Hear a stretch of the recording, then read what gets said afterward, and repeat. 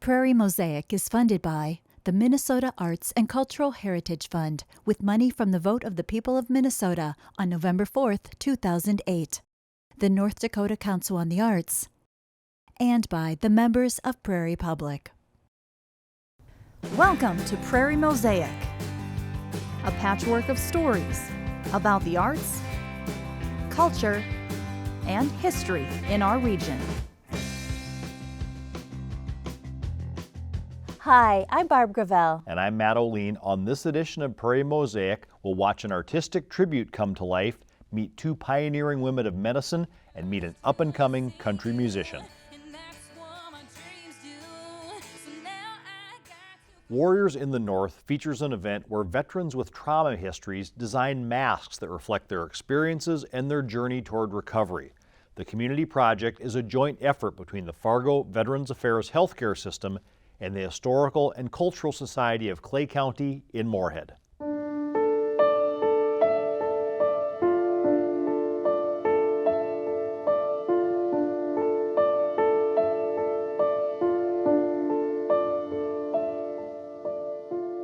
With PTSD, we have a trauma or traumas that's been avoided for months, maybe years, because it's an experience that was so upsetting that it was difficult to process it emotionally. PTSD by definition is an illness of avoidance. So people will have a hard time wanting to talk about an experience, or they avoid things that will remind them of that experience.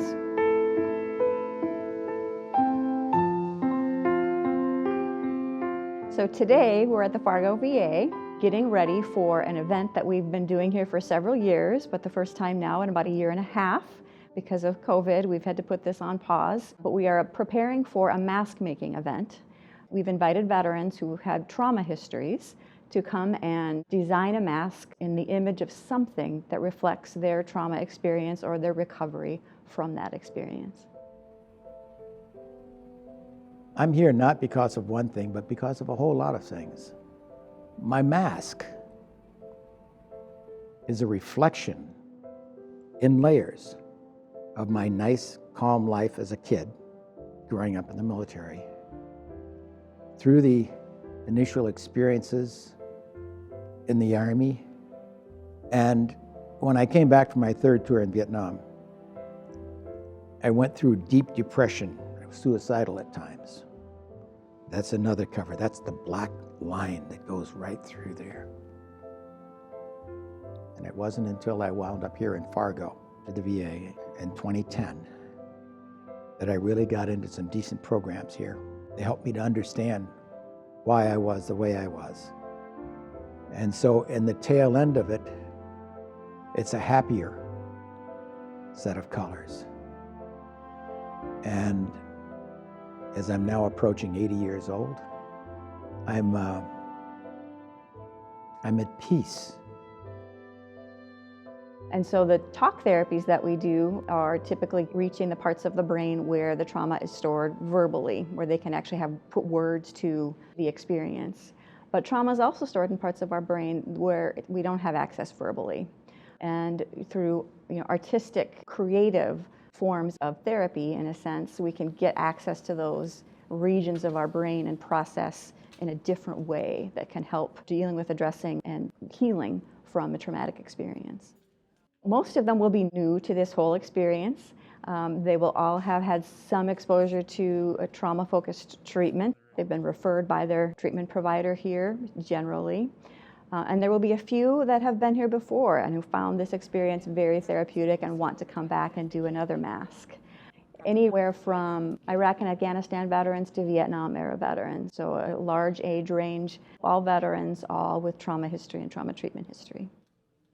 Some of them will have ideas already in their minds what they want to put on the mask. Others will have no idea and will just kind of be inspired by the time that we give them to do this. Whatever they need, whatever could be helpful to them. We'll be, as staff, walking around assisting if anybody wants some assistance or has some questions, and we'll basically give them 3 hours to do that. This one here, it symbolizes the hurt from within and trying to get out the chain around it is keeping it in. It's like I'm being held within myself. There's so much that has yet got to be said, but it's hard to say it because we just can't open up because it's just embedded so deep with so much pain. And it's always there, always there. Talking about it like this is very hard for me to find the words. And like these ladies here that come and help me all the time. And without them, I would be lost, totally lost. Because when I came here 20, 30 some years ago, I was an angry individual and very, very lost. And they helped me, and they're continuing helping me.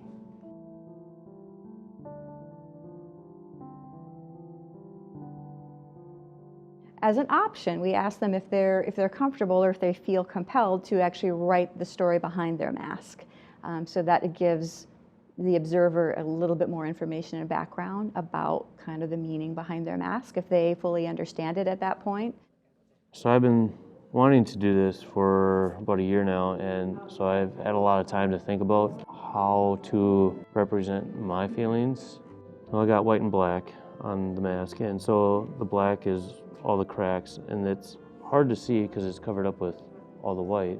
The white represents how other people look at me. They might not see the scars or all the cracks that I have on the inside, so that's why I kind of covered them up. But once people get to know you a little bit better, some of those things start showing through. So on the back side, it's all clear. You know, you can see all the cracks and everything because that's what a lot of people don't see. Maybe one day my mask won't be so hidden. I believe I'm on the right path now, but it's a long road.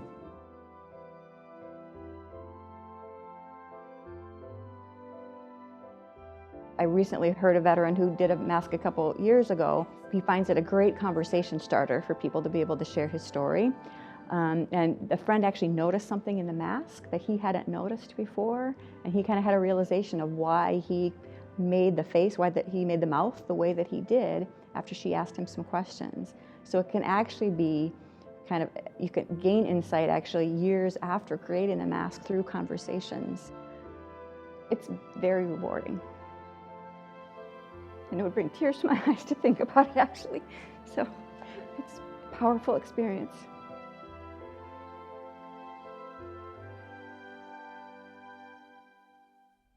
In this artifact spotlight, Emily Bierman of the Becker County History Museum in Detroit Lakes, Minnesota, tells us the story of two pioneering women of medicine, Dr. Emma Ogden and Emma Kalmbacher. My name is Emily Bierman from the Becker County Museum in Detroit Lakes, Minnesota, and this is our artifact spotlight.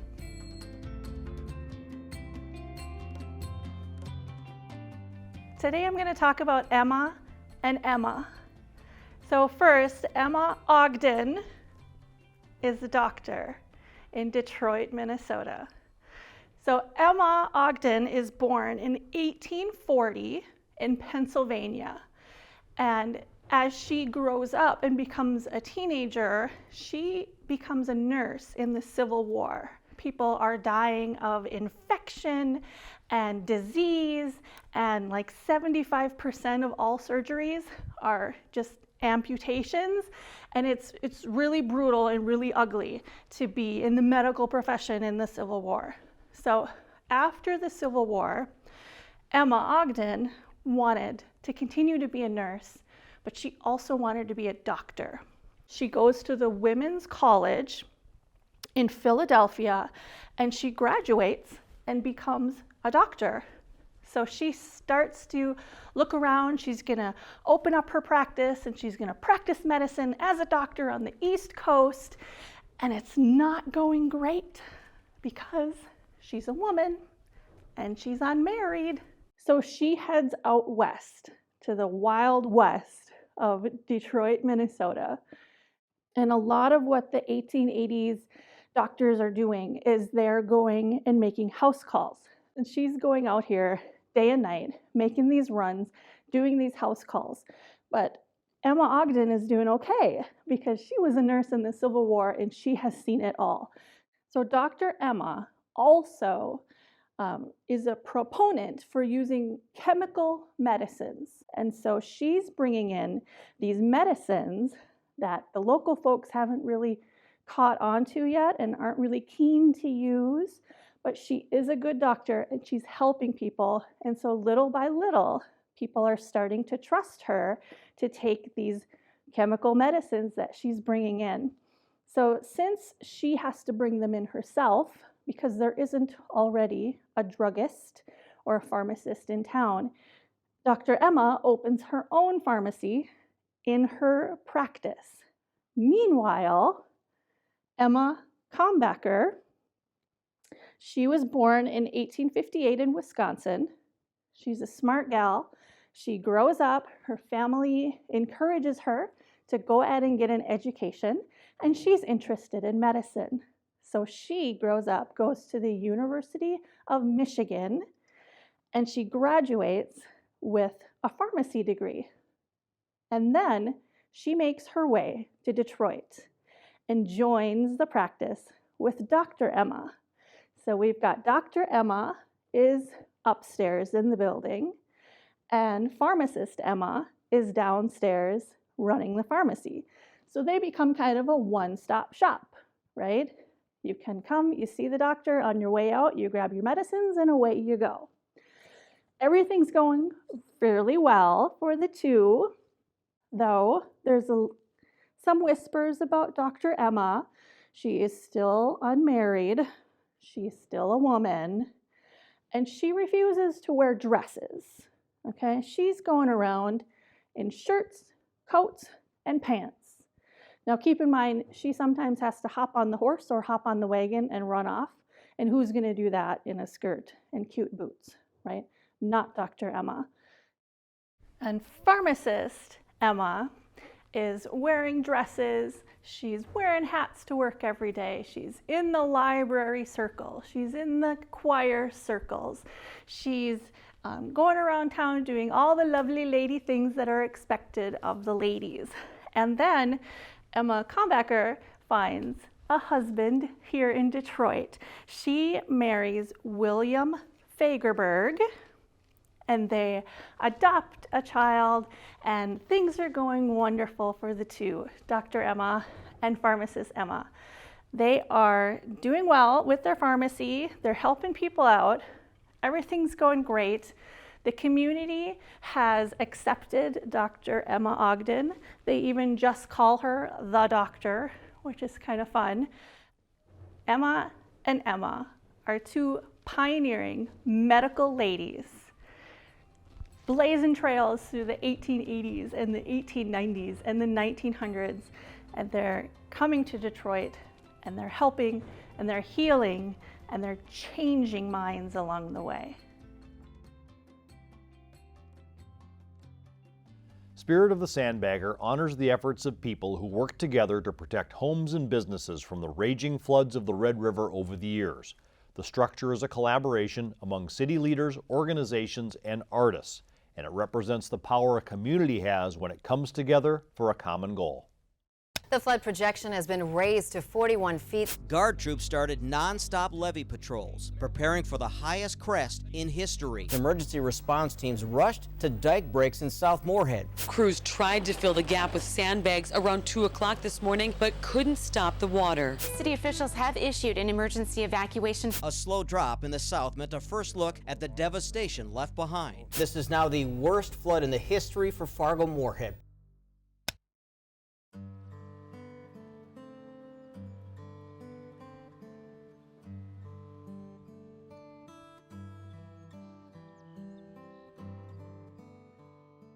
During times of flooding, all throughout Fargo's history, people along the river, their homes or their businesses were in peril. And where it was decided that they could sandbag, people heard about that and came to help. The key to this sandbagging and diking effort is the volunteers. In '97, that was our biggest threat, and we saw all the camaraderie between all the people and the neighbors. Everybody was there. 500,000 more bags. That's the number that these hundreds of volunteers are targeting tonight here at the Fargo Dome. I was told that there were 5,000 people coming up from Minneapolis to fill sandbags, and there were other situations like that all over the city. We had help everywhere. College kids, the high school kids, all of those people helped out. It was a lot of work, but in the end, we survived. We had talked about having a memorial made to the sandbaggers. The name of the project is Spirit of the Sandbagger. The Fargo Lions had a committee. They issued a request for a proposal for a public art project. I talked to Karen Bakke. She thought about it a while and she came back and she said, I'll do that. On the metalworking, I stopped and saw Brock Davis. Mike Benson came to my shop and started the conversation about wanting to build a memorial sculpture for the sandbaggers. And he had some paintings that he had done where he actually went down to the site and hand painted and drew what his vision was. And I said, you tell me what you want and I'll build it for you. Brock and I think alike artistically, and Mike was analytical. We needed that balance, and I thought we were the dream team.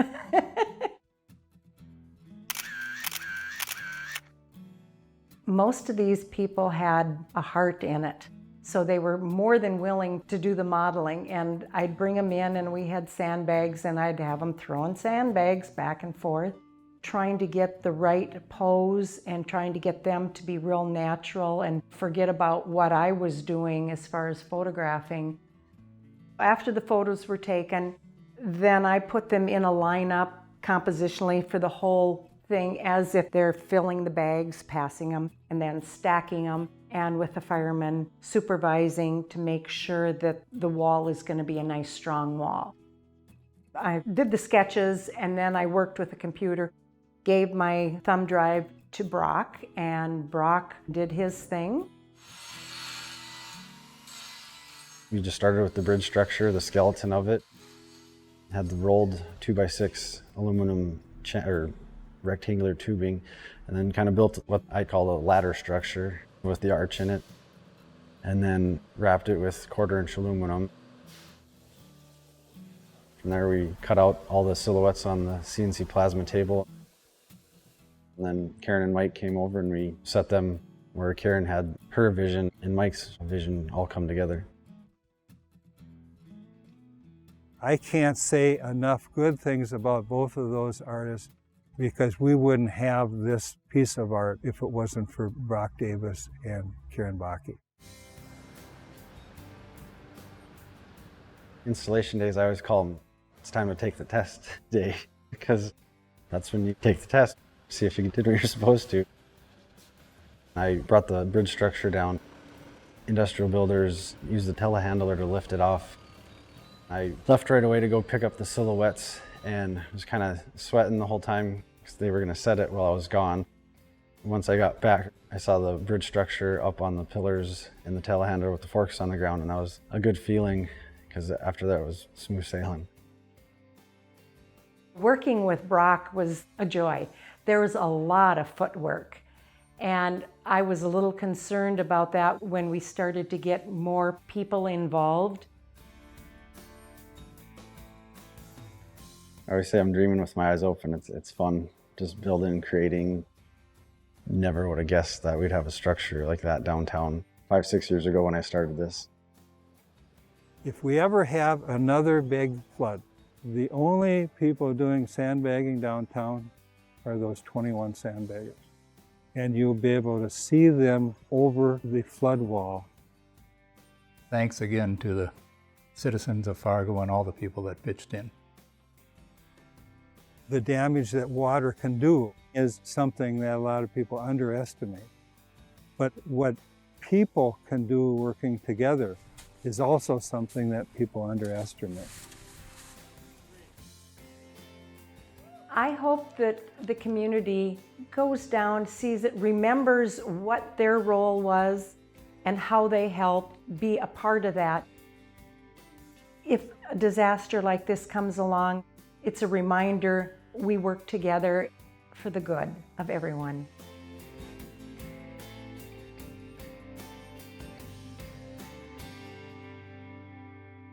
Haley James is a musical star on the rise. As a singer-songwriter, she's been performing since the age of 14, and her dream is to share her music on a national level. Hey, I'm Haley James. I'm from Cottage Grove, Minnesota, and I'm a country singer-songwriter.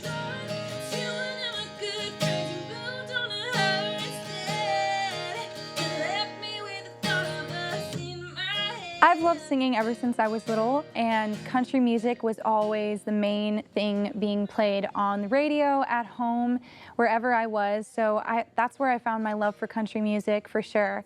And when I was 14, that's when I got my first gig by doing some open mics, which led me to that. And after I started that first gig, it just led to more opportunities, and then I started to go into the recording side of music and recorded my debut single, which kind of kick-started my career and led me to multiple opportunities with news stations and radio stations that gave me my start.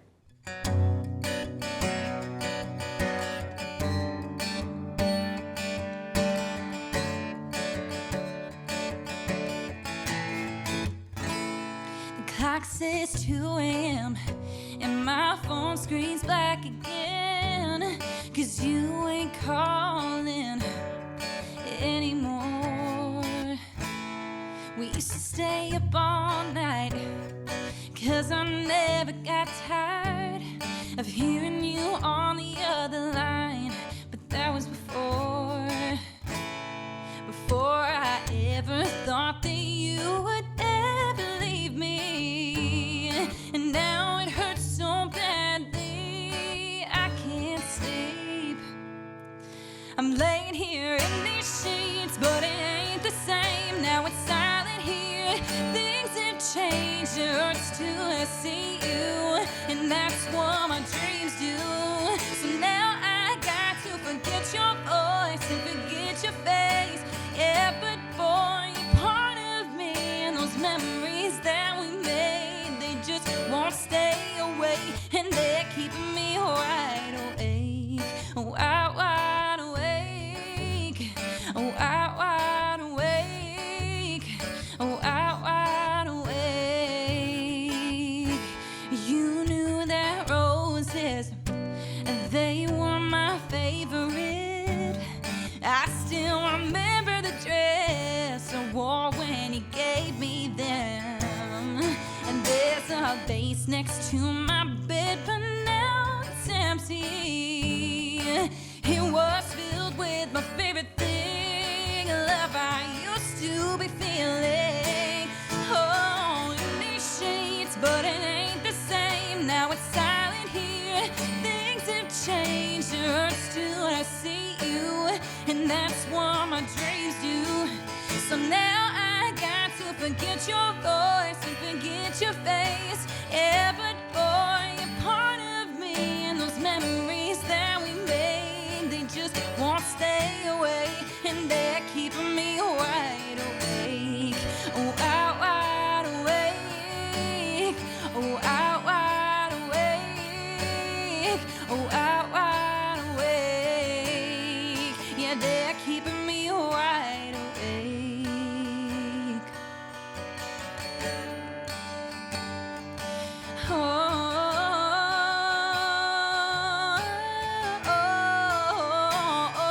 I'm laying here in these sheets, but it ain't the same. Now it's silent here. Things have changed. It hurts to see you, and that's what my dreams do. So now I got to forget your voice and forget your face. Yeah, but boy, you're part of me, and those memories that we made, they just won't stay away, and they're keeping me wide awake.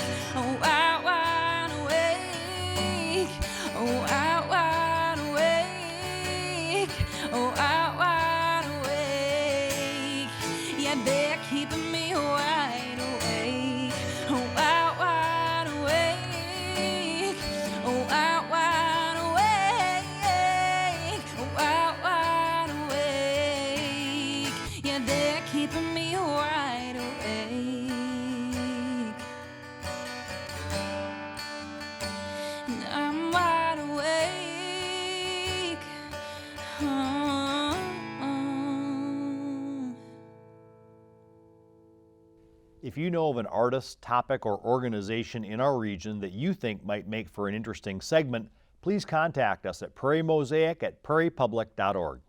You can watch this and other episodes of Prairie Mosaic on Prairie Public's YouTube channel and follow Prairie Public on social media as well. I'm Barb Gravel. And I'm Matt O'Lean. Thank you for joining us for another edition of Prairie Mosaic.